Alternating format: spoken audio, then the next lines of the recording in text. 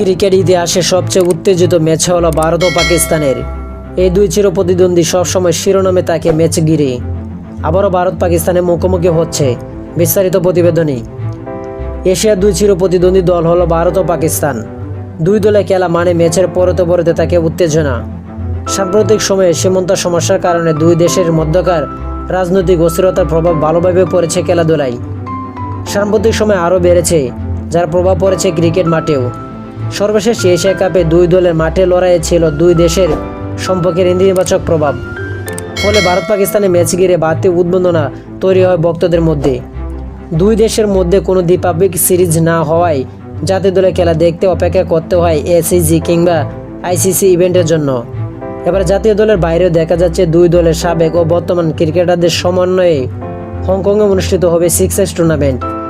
এই আসরে ভারত ও পাকিস্তানের দুই দেশে অংশ নিচ্ছে। আগামী 7 নভেম্বর হংকংয়ের টিনা কোয়াডরোড রিক্রিয়েশনের গ্রাউন্ডে মাঠে নামবে ভারত ও পাকিস্তান। মোট 12 দল খেলবে টুর্নামেন্টে। 5 ওভারে ম্যাচ খেলবেন 6 ক্রিকেটার। আব্বাস আফ্রিদিকে অধিনায়ক করে এরই মধ্যে দল ঘোষণা করেছেন পাকিস্তান। ভারতীয় নেতৃত্ব দেবেন দীনেশ কার্তিক। ভারতের অধিনায়ক বলেন, ভারতীয় দলের নেতৃত্ব দেওয়া আমার জন্য বড় সম্মানের। হংকং সিক্সেস এমন এক টুর্নামেন্ট যার ইতিহাস ও মর্যাদা দুই দারুণ সমৃদ্ধ। আমি চাই আমরা এমন ক্রিকেট খেলি যা উপভোগ করবে প্রতিটা দর্শক। দুঃসাহসী আনন্দ মুখর টিকিট দেখি।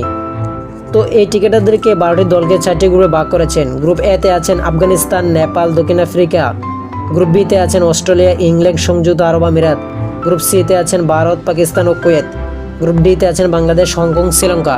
তো আশা করি যারা টি স্পোর্ট গ্যালারি চ্যানেলটি সাবস্ক্রাইব করেন না, সবাই টি স্পোর্ট গ্যালারি চ্যানেলটি সাবস্ক্রাইব করবেন। ভিডিওটা ভালো লাগে লাইক এন্ড শেয়ার কমেন্ট করবেন। ধন্যবাদ।